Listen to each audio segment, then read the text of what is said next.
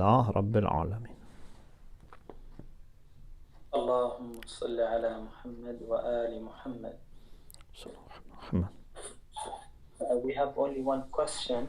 Yes. If anyone has a question, they are welcome to come forth. It says,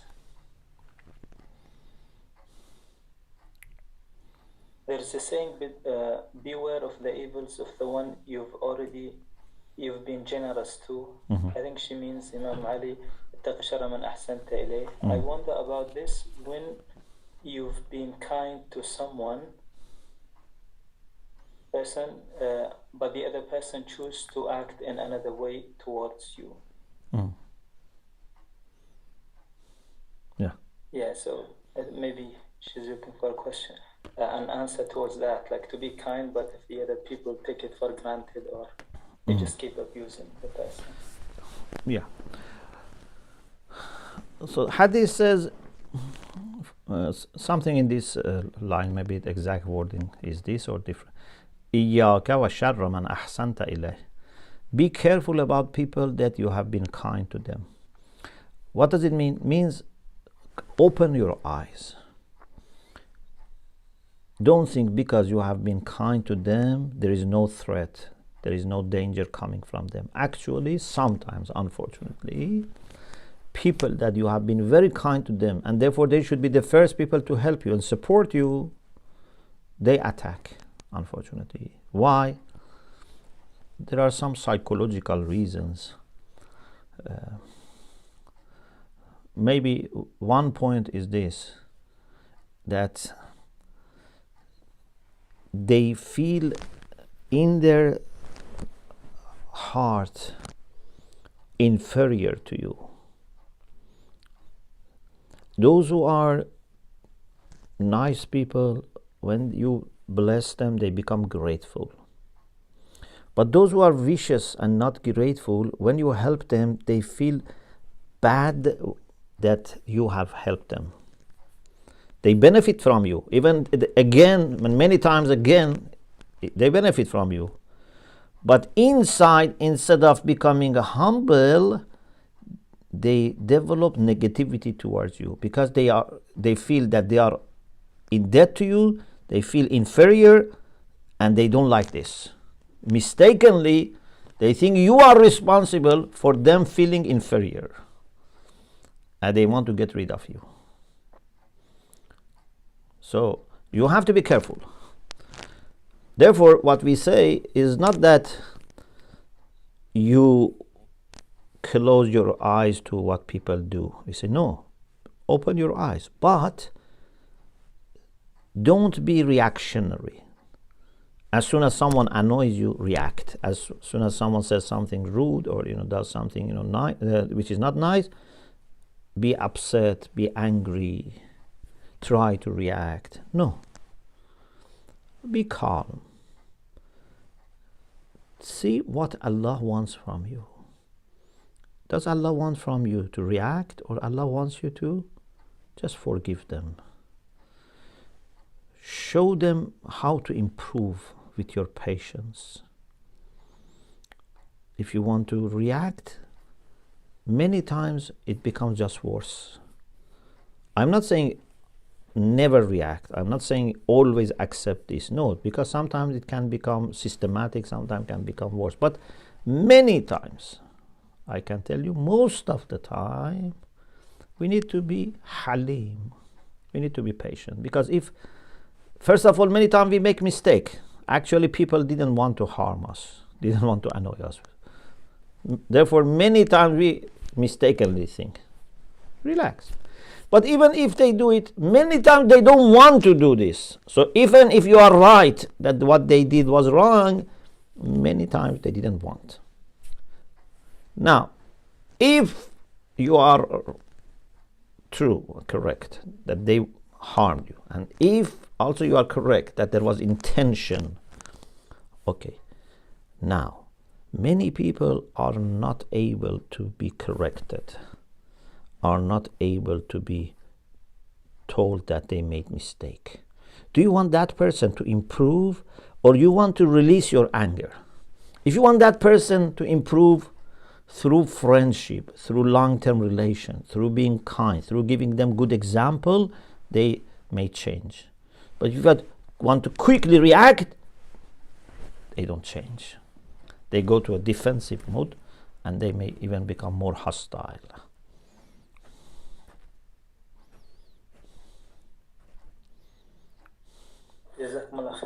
May Allah bless you. Insights.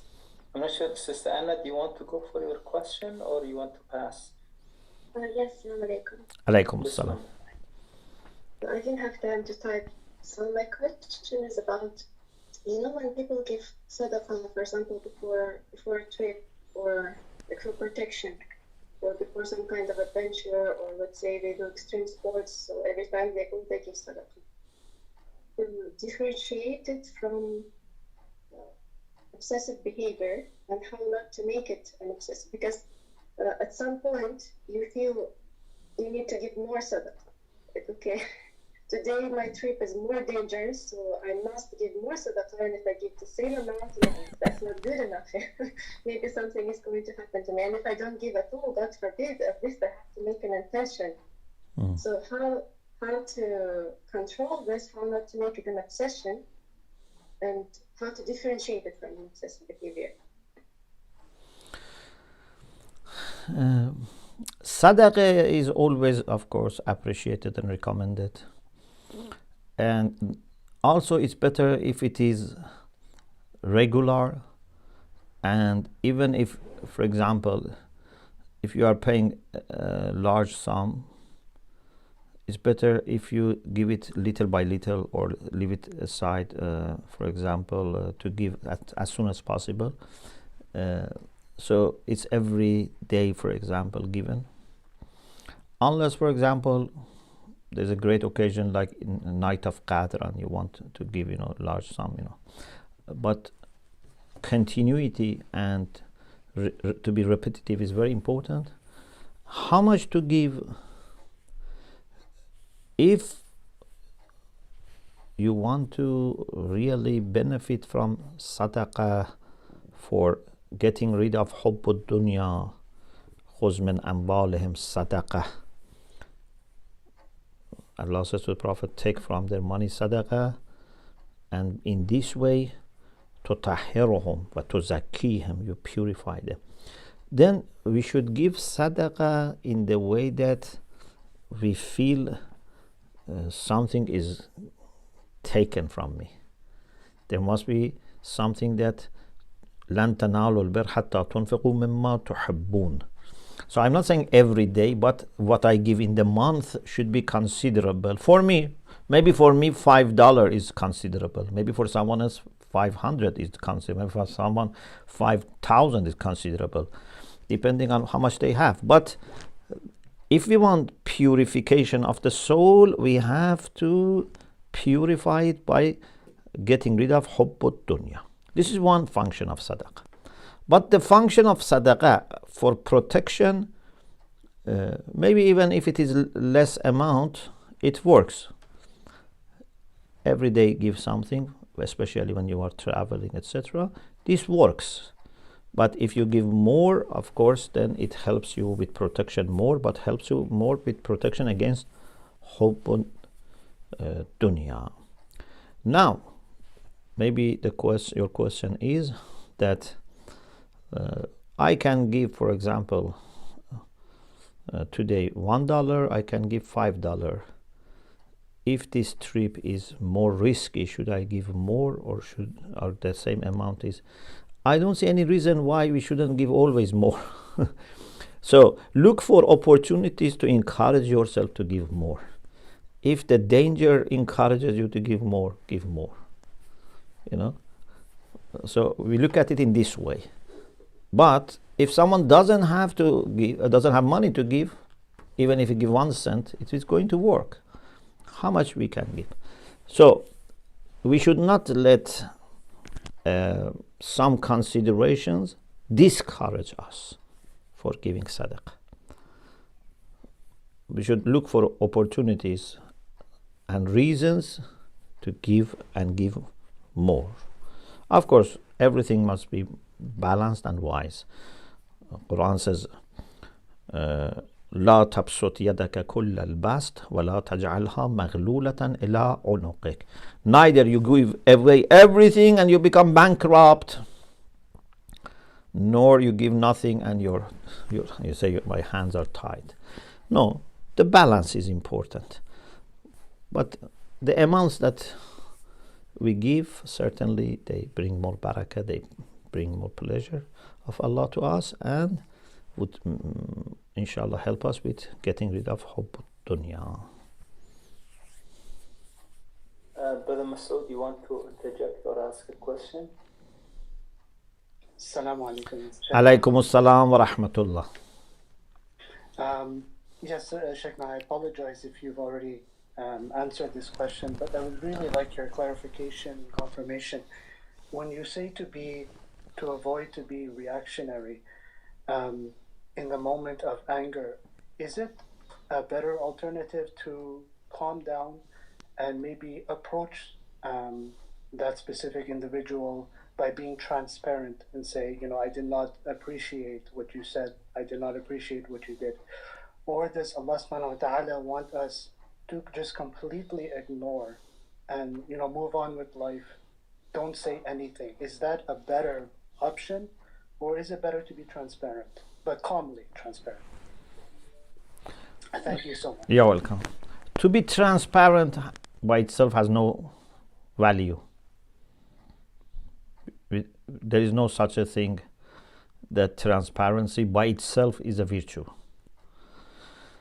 What is a virtue is to be kind. What is a virtue is to be patient. What is a virtue is to be merciful, to be generous, to be wise. But just to be transparent, no.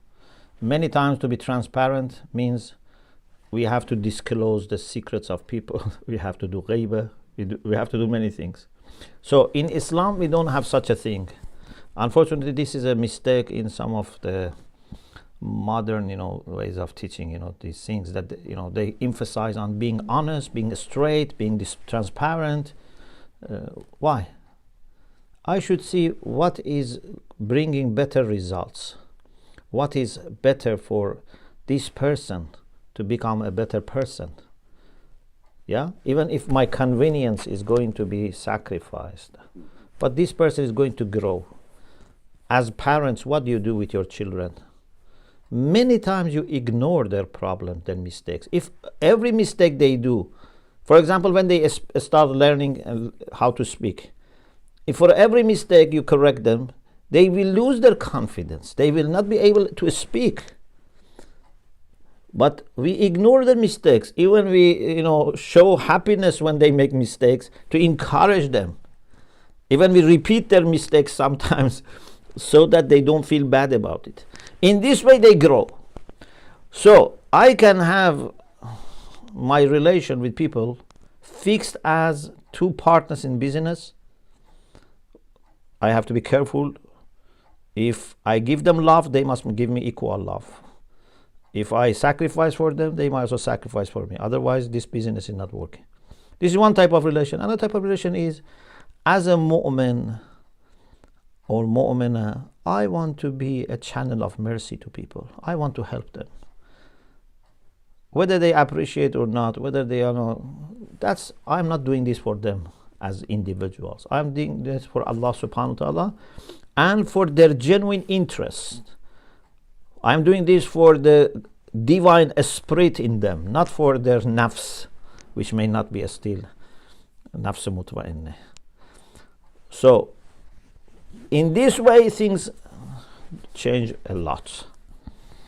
So, transparency sometimes is good, many times also may not be productive. You have to see how much this is going to become systematic. For example, maybe a simple example. I want to sleep. Then my family, my husband, wife, children, for example, they are watching TV and they are not careful. I want to sleep. Okay. If you can sleep, ignore this. If you cannot sleep, then see what is the cost of being transparent. Sometimes just by saying to them, so it's solved, okay, be transparent. Sometimes no, the child insists. And if you get angry now, then you see it's going to make your relation bad. And then in other things also you cannot, tell him.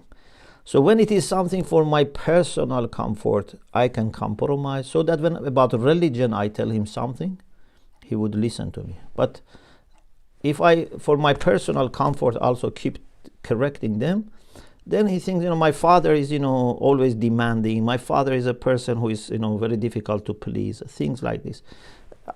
Just as an example, of course, it's not a perfect example, but I'm telling you, transparency is very much depending on the circumstances.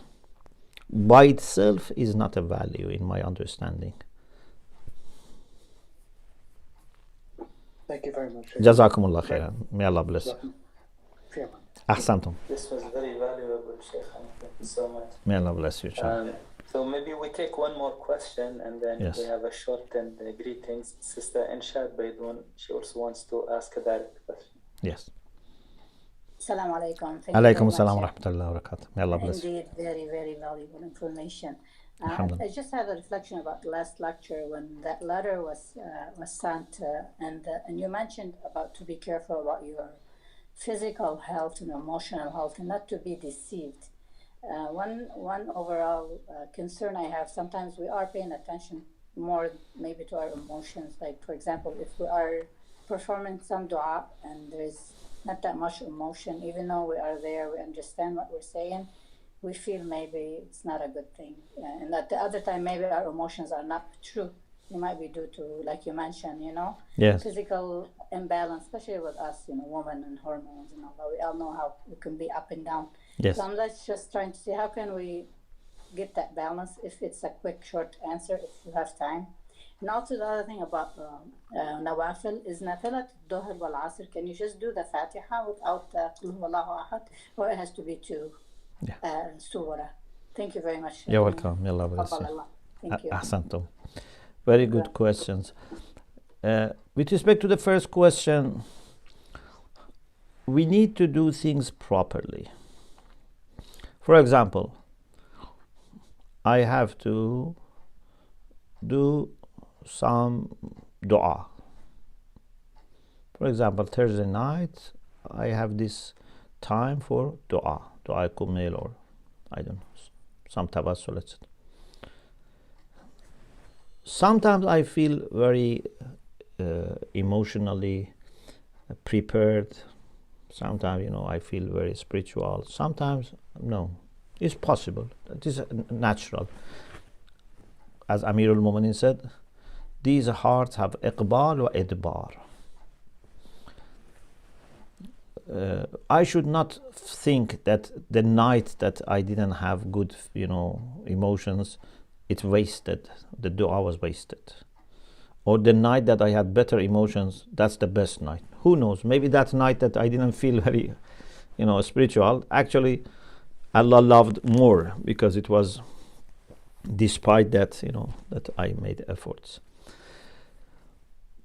What is worrying is if I never feel that, my heart has become lighter or, softer, and, I never cry, I never feel. This should worry me. But not that sometimes, I don't have that condition. That's very possible, very natural.